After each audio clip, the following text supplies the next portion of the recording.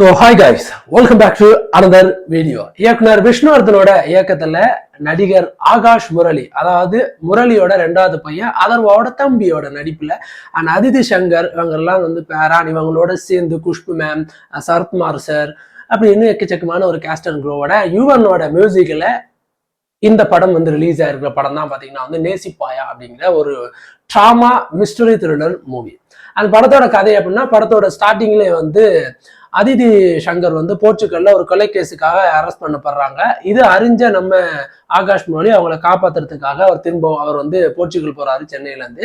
7 வருஷத்துக்கு முன்னாடி இவங்க 2 பேரும் டீப்பர் லவ் பண்ணி மேரேஜ் பண்ற கட்டத்துல 2 பேரும் பிரேக்கப் ஆயிடுச்சு 7 வருஷத்துக்கு முன்னாடி.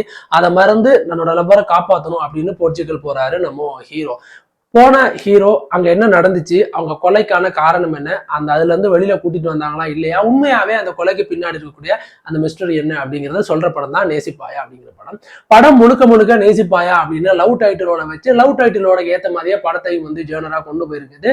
நல்லா இருந்துச்சு அப்படின்னு சொல்ல முடியும்.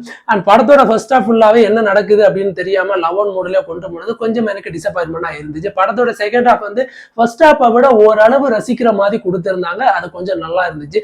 எங்க செகண்ட் ஹாஃபும் ஃபர்ஸ்ட் ஹாஃபோட கிரிஞ்சா போயிடுமோ அப்படின்னு நினைக்கும் போது இல்ல, கொஞ்சம் இருக்கு நல்ல சீன்ஸ்கள் அப்படின்றது கொடுத்தது நல்லா இருந்துச்சு. எஸ்பெஷலி ஆகாஷ் முரளியை எடுத்துக்கிட்டோம்னா இன்ட்ரடக்ஷன் ஹீரோ அண்ட் அங்கங்க சில இடங்கள்ல அவருக்கு இன்னும் பெட்டரான ஆக்டிங் வேணும் அப்படின்ற சில கட்டங்கள் சில காட்சிகள்ல அவர் எஸ்டாப்ளிஷ் பெருசா பண்ணல அப்படின்னா கூட பல காட்சிகள்ல அவரோட அந்த இன்ட்ரடக்ஷன், நான் ஒரு அறிமுக ஹீரோ அப்படின்ற ஒரு இது இல்லாம நடிச்சிருக்கிறது ரொம்ப நல்லாவே இருந்துச்சு. And especially Aditi Shankar and இவங்க 2 பேருக்கு லவ் போர்ஷன் ரொம்ப நல்லா இருந்துச்சு. குறிப்பா எனக்கு ஸ்பேஸ் வேணும் அப்படின்னு இவங்க 2 பேரும் சண்டை போடுற காட்சி ஆகட்டும், எதுக்காக இவங்க லவ் பிரேக்கப் பண்றாங்க அப்படின்றது காட்சி இந்த காலகட்டத்துல இல்ல லவ்வுக்கு அது கொஞ்சம் இன்ட்ரப்டா இருக்குமோ அப்படின்ற மாதிரியான சில திங்ஸை நமக்கு வர செய்யுது. ரொம்ப டீப்பா நம்ம போய் ஒரு பொண்ணை லவ் பண்ணிட்டோம் அப்படின்னா நம்ம அவங்கள அது இரிட்டேட் பண்ற மாதிரி இருக்கும், அதனாலதான் பிரேக்கப் எல்லாம் ஆகுதோ, சரி கண்டுக்காம விட்டா அதுவும் இது நம்ம இது இது இது கரெக்டா தப்பான்னு நம்மளால யூகிக்க முடியாத அளவுக்கு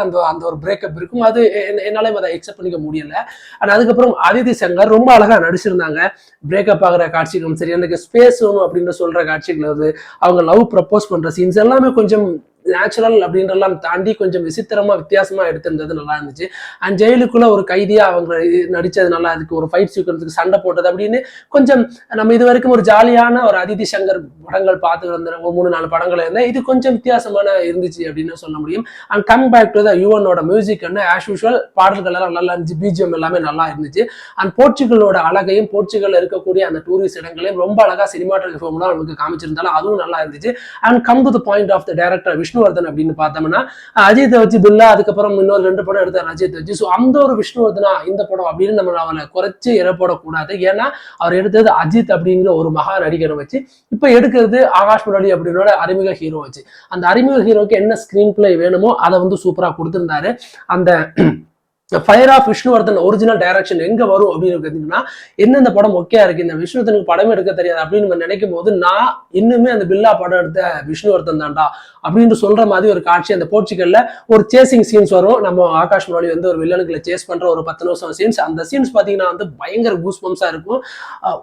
அந்த சீனை பார்க்கும்போது தான் அப்பா இதுதான் நம்ம எதிர்பார்க்கிற விஷ்ணுவர்தன் அப்படின்னு நினைப்போம். பட் இந்த ஹீரோக்கும் இந்த கதைக்கு அந்த மாதிரியான விஷயத்தை நமக்கு தேவையில்லை, இந்த மாதிரியான விஷயம் தான் தேவை அப்படின்னு அந்த கதைக்கு என்ன தேவையோ ஓவர் பில்டப் இல்லாம அதை ரொம்ப மெருகூட்டி சொல்லாம ஓவராலா ஒரு லவ் பாய் எப்படி இருப்பான் அப்படின்றது இருந்துச்சு. எனக்கு ரொம்ப பிடிச்சது இந்த படத்துல வர்ற ஃபைட் சீக்வன்ஸ், இந்த படத்தோட கிளைமேக்ஸ்ல வர்ற ஒரு மிகப்பெரிய ட்விஸ்ட். இது ரெண்டுமே நம்ம எதிர்பார்க்க மாட்டோம்.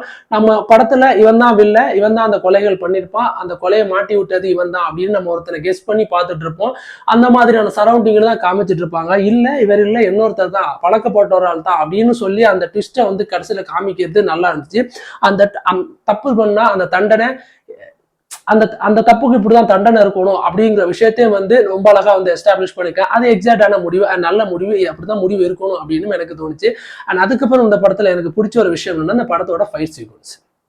3-4 ஃபைட்கள் அங்கங்கே வந்தாலும் ஒரு நேச்சுரலா ஃபைட்ஸ் நம்மளால பார்க்க முடிஞ்சு. ஒரு சினிமேட்டிக் ஃபைட்ஸா இல்லாம ஒரு அறிமுக ஹீரோக்கு என்ன மாதிரி ஃபைட் வைக்கணும் அப்படின்னு ரொம்ப துல்லியமா தெரிஞ்சு அந்த ஃபைட் வச்சிருந்தாரு. அதுதான் எனக்கு இந்த படத்துல ரொம்ப பிடிச்சது. அண்ட் ஓவராலா அந்த படம் எப்படி இருக்குன்னா, ஃபர்ஸ்ட் ஹாஃப் ஃபுல்லா கொஞ்சம் பல்ல கடிச்சிட்டு நீங்க பார்த்து தான் ஆகணும். அதை நம்ம தவிர்க்க முடியாது. அதை நம்ம கொஞ்சம் பல இடங்கள்ல கிரிஞ்சா தான் இருக்கும். ஆனா செகண்ட் ஹாஃப் நீங்க எதிர்பார்க்கிற மாதிரி இருக்காது. குறிப்பா அந்த படத்துல கிளைமேக்ஸ்ல வில்லன் யாரு அப்படின்னு எஸ்டாப்ளிஷ் பண்ற இடங்கள் ரொம்ப நல்லா இருந்துச்சு. அதுவும் முடிவும் நல்லா இருந்துச்சு. அந்த சரத்மா சார் ஆகட்டும் அண்ட் பழைய ஹீரோ வந்து ராஜா ஆகட்டும் அண்ட் குஷ்பு அவங்க எல்லாருமே வந்து ரொம்ப அழகா நடிச்சிருந்தாங்க. எக்ஸ்பெஷலி எனக்கு ரொம்ப பிடிச்சது வந்து குஷ்பு மேம். அண்ட் கிளைமேக்ஸ்ல அவங்க பேசுற ஒரு 5 minutes ஆஃப் டயலாக், அந்த சீன்ஸ் வந்து ரொம்ப பயங்கரமா இருக்கும். ரொம்ப ஆக்ரோஷமா பேசுற டயலாக்ஸ், ரொம்ப கத்தி பேசுற ஹை வால்டேஜ்ல பேசுற டயலாக்ஸ், அது எல்லாமே ரொம்ப நல்லாவே இருந்துச்சு அப்படின்னு தான் சொல்ல முடியும். ஓவர் பேக்கேஜா அந்த படம் எப்படி இருக்குப்பா அப்படின்னு பார்த்தா ஒரு ஆவரேஜான மூவி. பட் டிசப்பாயின்மெண்ட் நம்மள பண்ணாது. ஒரு நெருடலான காட்சிகள் எதுவும் இருக்காது. ஸோ ஃபேமிலியா நீங்க பார்க்கலாம். அண்ட் இந்த படத்துல லவ் இருக்கு, நிறைய லவ் இருக்கு, சின்னனா ஒரு ஃபைட்ஸ் இருக்கு, ஒரு குட்டியா ஒரு ட்விஸ்ட் அண்ட் மிஸ்டரி த்ரில்லரும் இந்த படத்துல இருக்கு.